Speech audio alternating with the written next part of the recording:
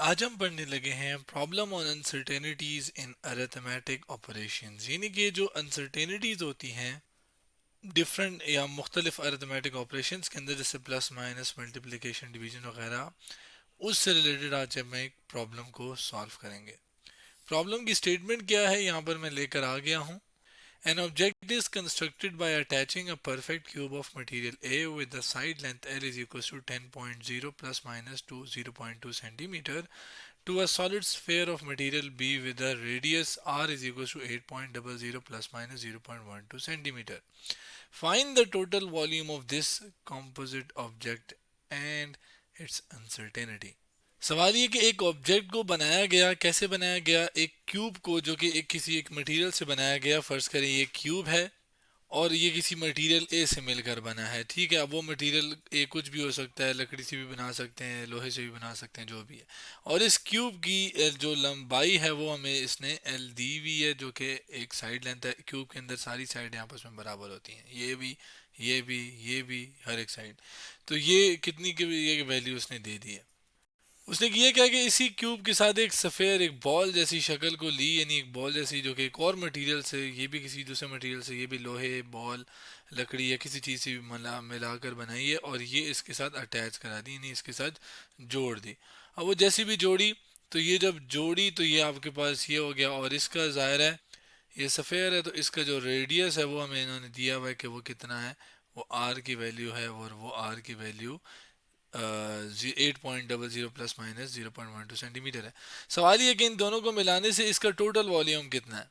अब देखने को तो जाहिर है अगर मैं क्यूब का वॉल्यूम निकालूं, आसानी से मैं निकाल सकता हूँ। मैं क्या कहते हैं रेडियस का इस्तेमाल करके सफ़ेयर का भी वॉल्यूम आसानी से निकाल सकता हूँ, और दोनों को प्लस करूँगा तो टोटल वॉल्यूम आ जाएगा, आसान है। लेकिन असल में इसके अंदर जो अनसर्टेनिटी है ना, अब अनसर्टेनिटी क्या है कि देखें, अगर 10.0 प्लस माइनस 0.2 सेंटीमीटर का मतलब कि इस वैल्यू के अंदर कंफर्म नहीं है कि 0.2 ऐड भी हो सकता है, सब्ट्रैक्ट भी हो सकता है। तो जो गैर यकीनी या बेयकीनी की जो कैफियत आप कह रहे हैं, या बेयकीनी है कि कंफर्म नहीं है कि 0.2 सेंटीमीटर ऊपर भी नीचे भी, तो वो हम उसको हम अनसर्टेनिटी कहते हैं, और वो मैं यहाँ पर इन्होंने लिखी हुई है। इसी तरह इधर भी 0.12 सेंटीमीटर प्लस भी हो सकता है, माइनस भी हो सकता है। अब यही जो अनसर्टेनिटी है ये हमने वॉल्यूम के अंदर भी निकालनी है। अब वो ऐसा नहीं है कि हम बस तुक्के लगा के कर लें, लेकिन ज़ाहिर है उसके लिए प्रॉपर कैलकुलेशन, प्रॉपर रूल्स हैं, होते हैं, जो कि अब हम करेंगे, अप्लाई करेंगे और देखेंगे।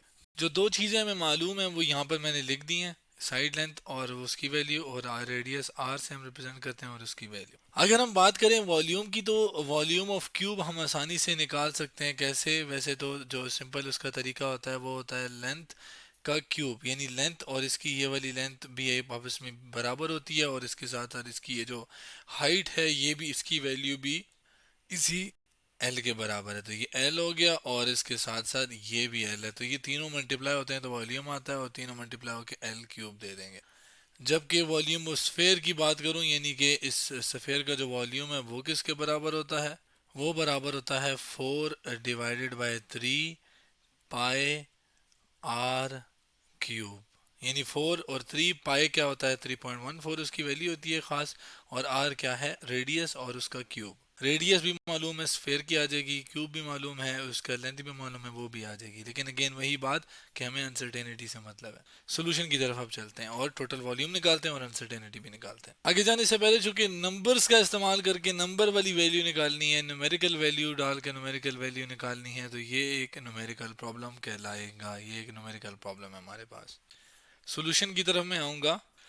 टोटल वॉल्यूम के लिए क्या करना है, वॉल्यूम ऑफ क्यूब को प्लस करना है वॉल्यूम ऑफ स्फेयर के साथ, यानी इन दोनों को प्लस करें तो ये प्लस करने से आंसर आ जाएगा टोटल वॉल्यूम।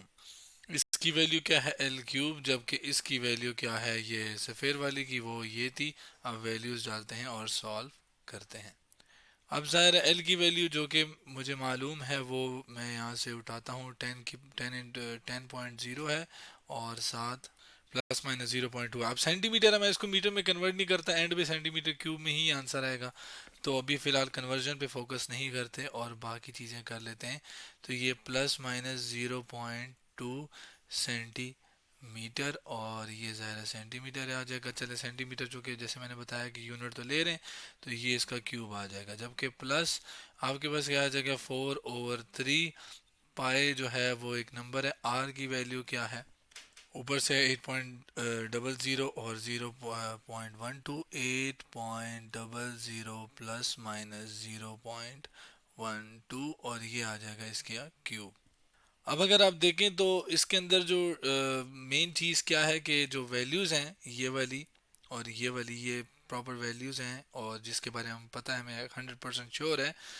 और जो ये वाली वैल्यूज़ हैं इनको हम असल में कहते हैं एब्सोल्यूट अनसर्टेनिटी, यानी कि जो हमें कंफर्म नहीं है ना कि ये वैल्यूज़ ऊपर भी हो सकती है, नीचे वैल्यू, इतनी वैल्यू ऊपर या नीचे हो सकती है, और वो उसी यूनिट में बताऊं, यानी कि एग्जैक्ट उसी यूनिट में बताऊं जिसमें मैं बाकी वैल्यू को नाप रहा हूँ, जैसे रेडियस को सेंटीमीटर में नाप रहा हूँ तो ये भी मैं सेंटीमीटर में ऊपर नीचे बता रहा हूँ ना, तो ये कहलाती है एब्सोल्यूट। लेकिन अगर मैं इसको परसेंटेज में बताता कि 10% ऊपर 10% नीचे, तो वो फिर परसेंटेज अनसर्टेनिटी कहलाती है।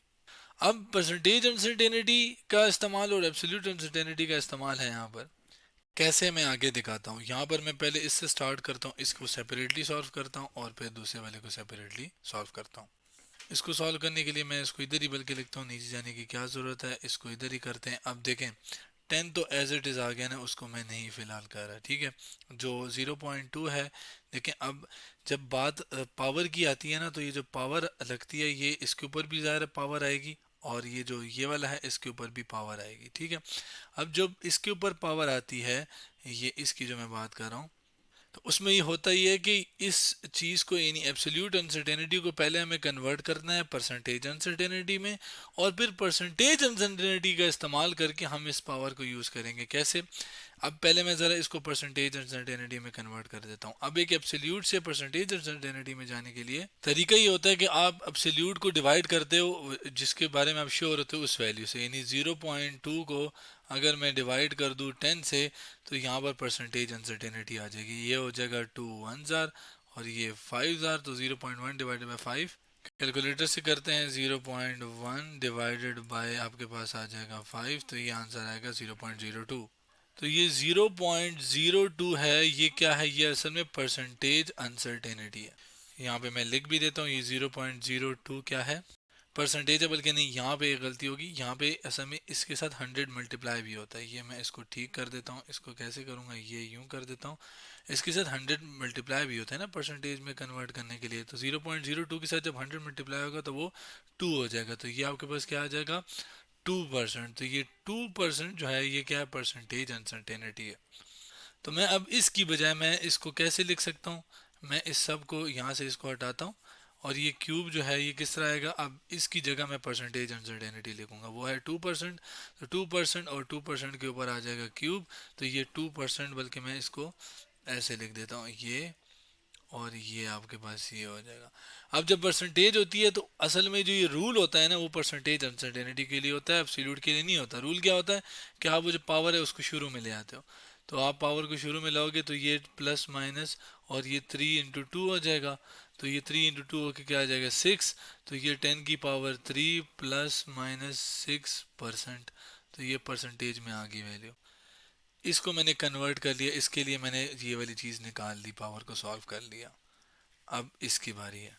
अब चूंकि मुझे पता है, मैंने just simply 8 as it is आ जाएगा, और इसको परसेंटेज में कन्वर्ट करने के लिए मैं 0.12 को क्या करता हूँ, 0.12 डिवाइडेड बाई 8। कैलकुलेटर ये रहा, 0.12 डिवाइडेड बाई क्या आ जाएगा 8, तो ये आ जाएगा आंसर ये। अब इसको मल्टीप्लाई बाय 100 भी करना है, पिछली बार गलती हुई थी, इस बार नहीं करनी। 1.5, तो इसका मतलब है यहाँ पर आ जाएगा, इसका मल्टीप्लाई बाय 100 से करने से ये आएगा 1.5%। तो यहाँ पर आपके पास परसेंटेज आ जाएगी अनसर्टेनिटी कितनी, 1.5%, और ये आपके पास क्या आ जाएगा, क्यूब।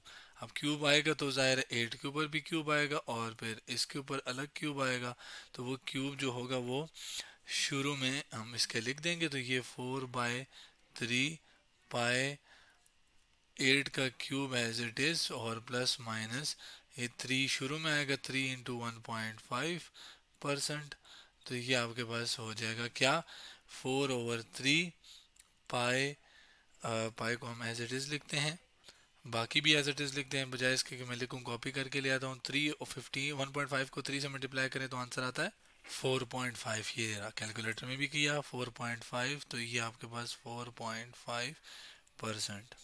अब बाकी ये जो एग्जैक्ट वैल्यूज हैं इनको ज़रा सॉल्व करते हैं सिंपली। ये बाकी तो नंबर्स हैं, इसको कैलकुलेटर से सॉल्व करके इसका 8 क्यूब को मल्टीप्लाई करूंगा पाई से, फिर 4 से, और फिर डिवाइड करूंगा 3 से, और फिर लास्ट में 4.5% आपके पास क्या आ गई, परसेंटेज अनसर्टेनिटी। 4.5 को तो चलें अभी यूज़ नहीं करना। 8 का क्यूब, 8 को मल्टीप्लाई करें 3 दफ़ा, 1 2 और ये 3, तो और मल्टीप्लाई करें पाई के साथ। पाई क्या है आपके पास, ये तो ये मल्टीप्लाई कर दिया पाई से, फिर मज़ीद मल्टीप्लाई करना है 4 से, तो आंसर आ जाएगा ये, और इस आंसर को डिवाइड करना है 3 से, तो आंसर आ गया 2144.660। ये मैंने लिख दिया। तो ये आपके पास है वॉल्यूम और उसकी परसेंटेज अनसर्टेनिटी, और ये ज़ाहिर है कि इसमें ओवरऑल सेंटीमीटर क्यूब में है, और ये वॉल्यूम था दूसरा। अब मैं आ गया हूँ और जो सिंपल इसको सॉल्व करना था और परसेंटेज में कन्वर्ट करके इसकी पावर के लिए जो अनसर्टेनिटी के रूल थे वो लगाने थे वो कर लिए। यहाँ पर भी वही चीज़ मैंने कर ली, और इसका जो फाइनल आंसर इन सबको मल्टीप्लाई वगैरह करने से आना था वो ये आ गया परसेंटेज अनसर्टेनिटी के साथ। ये वैल्यूज़ आ गई। अब इसकी परसेंटेज अनसर्टेनिटी और ये है, अब इनको सिंपली ऐड करना है ना, ये वाली चीज़ और ये आपस में ऐड हो जाएगी, और ऐड होने के बाद जो बाकी अनसर्टेनिटीज़ हैं वो हम उसका क्या, उसका एडिशन का जो रूल है वो अप्लाई करेंगे। अब देखें, एडिशन में जब परसेंट अनसर्टेनिटीज़ होती हैं तो वो होता यह है कि उसमें परसेंटेज की बजाय एब्सोल्यूट अनसर्टेनिटी ऐड होती हैं। इसका मतलब मुझे अब वापस से इस परसेंटेज को एब्सोल्यूट अनसर्टेनिटी में कन्वर्ट करना पड़ेगा। तो उसके लिए मैं ये काम करता हूँ कि जो बाकी है ना इनको तो मैं मल्टीप्लाई 10 की पावर 3 को, और इसको प्लस तो मैं कर लूँ ना। 10 की पावर 3 होता है 1000, और ये इसके ये जो 2144 जो कि कैलकुलेटर से हमने आंसर निकाला था वो ये था, इसके अंदर मैं 1000 को प्लस कर लेता हूँ, प्लस 1000। ये आंसर आ गया 314.66, जो कि 314.66। अब जो बकाया चीज़ें हैं वो उसके लिए मैं अभी देखते हैं। उसके लिए मैं इसको ज़रा यहाँ पे नीचे कर लेता हूँ। मैं इसको कन्वर्ट करता हूँ एब्सोल्यूट अनसर्टेनिटी के अंदर। तो उसका तरीका ये होता है कि आप 6 को 100 से डिवाइड करते हो, सॉरी ये मुझे इधर नहीं करना चाहिए, ये मुझे वैसे चले साइड पे कर लेते हैं। 6% को आप करते हो 100 से डिवाइड, और फिर ये जो भी वैल्यू आती है इससे आप क्या करते हो, मल्टीप्लाई। तो इस वैल्यू के साथ मैं इसको मल्टीप्लाई कर दूंगा जो कि 1000 है, तो ये और ये कैंसिल। तो आंसर क्या है, 6 10 60, तो इसका मतलब है 10 की पावर 3 प्लस माइनस 60 जो है वो आपके पास सेंटीमीटर, सेंटीमीटर में ही बातें हो रही थी ना, प्लस माइनस आ गया। जबकि इधर की प्लस की बात करूं, इधर भी 4.5, 4.5 को डिवाइड करना है 1000 से, 100 से, और फिर इसको मल्टीप्लाई करना है 2144.6 से। तो उसके लिए कैलकुलेटर में ले आया हूँ 2144.66, और ये मल्टीप्लाई करना है 4.5 से, और इसका जो आंसर है उसको डिवाइड करना है 100 से। तो आंसर आया 96.50, जो कि 9 है, तो इस 9 की वजह से इस 0 को 1 कर देंगे क्योंकि 9 5 से बड़ा है। तो ये यहाँ पर आ क्या आया 96.51 सेंटीमीटर, और जबकि ये बाकी 2144.66 एज इट इज़ आ गया। इसको और इसको प्लस करके आंसर लिख चुके हैं, और अब रह गया हमारे पास ये, और इसमें दोनों को एब्सोल्यूट अनसर्टेनिटी ये और ये ऐड हो जाती हैं, और इसको ऐड करते हैं। ये कैलकुलेटर है, इसके अंदर प्लस 60 करेंगे तो आंसर आ जाएगा। ये है 156.51, 156.5, ज़ीरो था वो 5 की वजह से मैंने वो बिल्कुल वही रूल अप्लाई करके वो कर दिया है। तो ये आपके पास आ जाएगा सेंटीमीटर क्यूब। यहाँ भी सेंटीमीटर क्यूब है, ये मेरी गलती है क्योंकि सब कुछ वॉल्यूम है ना ओवरऑल, तो ये सेंटीमीटर क्यूब है इन सब के ऊपर। मतलब ये आप कह रही हो, ब्रैकेट भी मैं लगा सकता हूँ ये कि यूँ करके, ठीक है। तो ये आपके पास ओवरऑल ये आंसर आया है हमारे पास, जो कि टोटल वॉल्यूम है। इतनी आप कह लें इंस्टेंटेनिटी है वॉल्यूम के अंदर 156.51। तो ये था हमारे पास प्रॉब्लम जो कि अनसर्टेनिटी से रिलेटेड था। तो problem on uncertainties in arithmetic operations के बारे में हमने आज पढ़ा।